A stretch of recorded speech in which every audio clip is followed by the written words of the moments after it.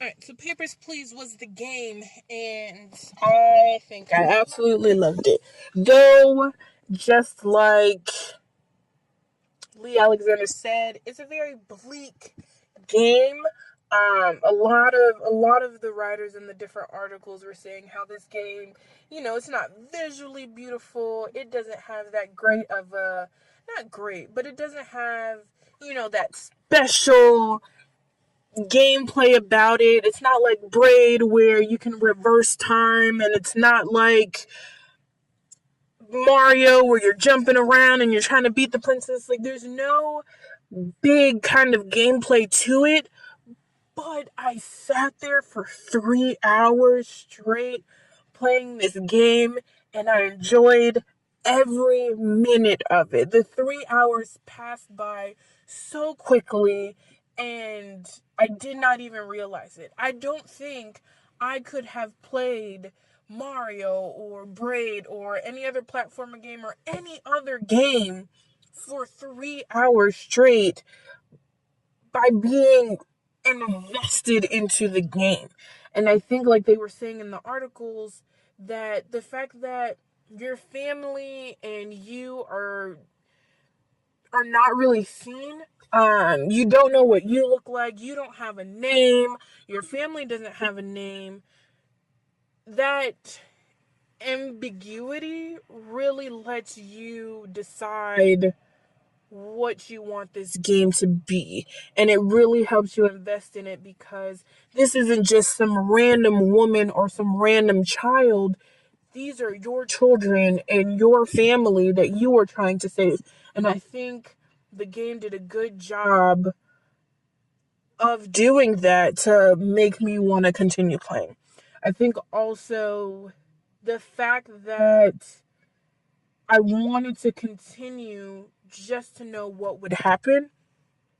There were times, well, all the different things within the game really wanted me to continue playing, wanting to know how the ending with the Ezek group was going to work out, wanting to know this guy, keep forgetting his name, but how he keeps coming back, and I'm wanting to know how that's going to end or how that's going to play out, because as I was playing, instead of detaining him or instead of denying him, I let him go just because I was curious, and he seemed like a sweet old man. So I feel like, yes, a lot of the characters are not very important. All you're really doing is looking at their information, seeing who is and is not available to come in. They added these few little characters that really kept you invested and really kept you wanting to play more, just to know what their outcome would be and what else you could do for them. And even adding little bits of extra things to do within the game. How there were extra documents that you needed to look at, there were extra rules, there were extra small things you needed to look at. I think really kept a player invested in playing, because of those. It wasn't the same gameplay every time. Even though you're doing, yes, the same things, it kept your brain doing so many other different things. And it was just like my brain wanted more and more and more. So I just kept playing and playing and playing until I had to reach a stopping point. But I thoroughly enjoyed it. Like in one of the articles, I think the game they described how the game gives you a different perspective, and I would totally agree with that. I think that in this game, you're not playing as a villain, you're not playing as a passenger going through, you're playing this simple job of this man at border control, letting people in or denying people. And as small and simple as this job is, it allows you to see exactly what you have to do within that job and the different problems and difficulties and issues that come about as you're doing that job. And I think this game did a great job of showing you what it is like, or what it was like, to be someone in that position during that time, in a very, I don't want to say fun, but in a way fun, interactive gameplay. I like how the game isn't linear.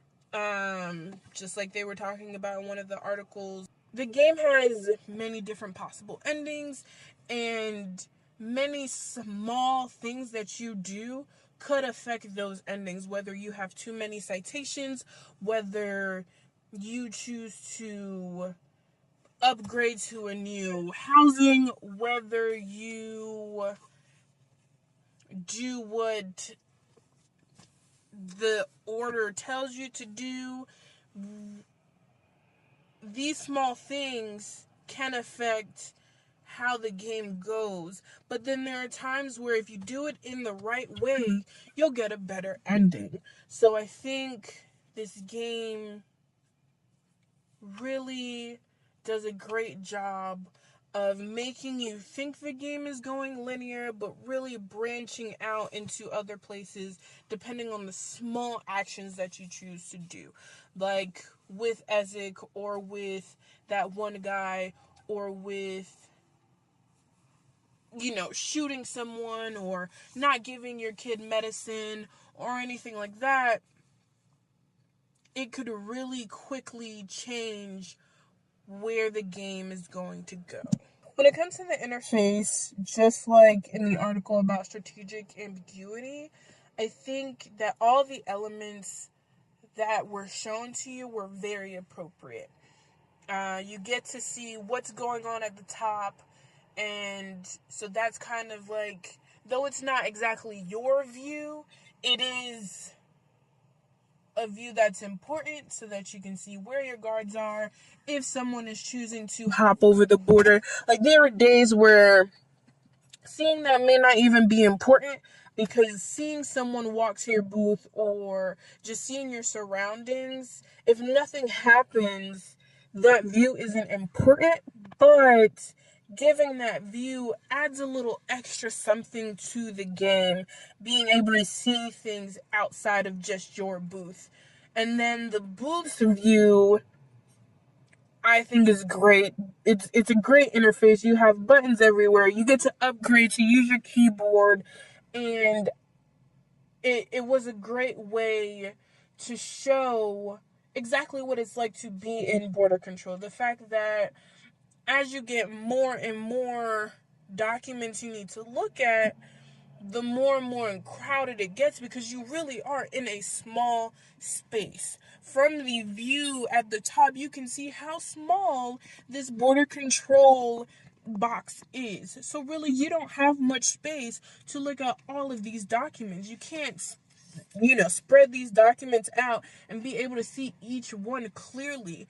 And I think this game does a great job of showing you, or just letting you step into the shoes of this person, or people who work at jobs like this, and seeing that, yes, it's difficult for the immigrants who are trying to get through, but at the same time, it's difficult for you, because now you have to search through these documents. And when you miss one small thing and you get a citation, you're hurt, because maybe if you didn't have to look through these 5 documents and make sure that this was correct and that was correct, you wouldn't have missed it. And I think this game, that's one part of this game that makes you want to continue playing. Maybe it's the perfectionist in me, and maybe it's because I wanted to make sure that I got everything right and I wasn't going to continue getting citations. And with the more difficulty that they were giving me, with more and more documents to look at, that I was still going to succeed. And when it came to failure, and I think this is also why I enjoy playing this game versus playing any other platformer game that I've played, because the failure is a little different. And Rob Parker talked about this when he brought up Jewel and said that, there's two different types of failure. There's failure from the player, and then there's failure within the game. And a lot of the failure for this game was within the game. That's the type of failure that you got. And though because I try to keep things perfect, I didn't fail too much. I always had a bit of money. My family may have gone cold or hungry or sick for maybe a day, but after that, everything was okay. And I think wanting to keep your family okay, wanting to make the money, wanting all of this helps strive you to continue playing. And all the little failures within the game want you to be perfect the next time. When you hear the and you have a citation, it's just like, oh man, and you just want to do it again and make sure that it is perfect this time. And I think this game this game uses failure in a different way, but in a way that suits it very well.